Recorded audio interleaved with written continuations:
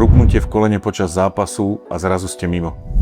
Je to predný krížny väz. Pretrhnutý krížny väz neznamená koniec športu, znamená začiatok cesty späť do športu. Predný krížny väz drží vaše koleno stabilné pri pohybe, otáčaní a zmenách smeru. Pri športových úrazoch sa trhá najčastejšie zo všetkých v kolene. Futbal, lyžovanie, basketbal, hádzaná, pádel. Stačí jeden zlý dopad alebo nešikovná rotácia a väz je preč. Bez funkčného krížneho väzu sa koleno stáva nestabilným. Začnete mať pocit, že vám koleno uteká a neviete sa na neho spoľahnúť. A okrem nepríjemného pocitu hrozí aj postupné poškodzovanie meniskov a chrupavky. Riešením je plastika predného krížneho väzu. Pôvodný natrhnutý väz nahradíme štepom, najčastejšie z vašich vlastných šliach. Operáciu robíme artroskopicky, cez malé vpichy, šetrne k okolitým tkanivám. Po operácii vás čaká rehabilitácia, ktorá je rovnako dôležitá ako samotný zákrok. Krok za krokom sa dostávate späť. Najprv k bežnému pohybu, potom k tréningu a nakoniec k športu, ktorý máte radi. Pri správne vedenej liečbe sa športovci vracajú k plnému výkonu a bežní pacienti sa vracajú k aktívnemu životu bez strachu, že im koleno znovu povolí. Ak ste utrpeli úraz kolena alebo už dlhšie máte pocit, že vám koleno nedrží, objednajte sa na vstupnú konzultáciu. Spolu sa pozrieme na rozsah poškodenia a navrhneme riešenie pre vaše koleno.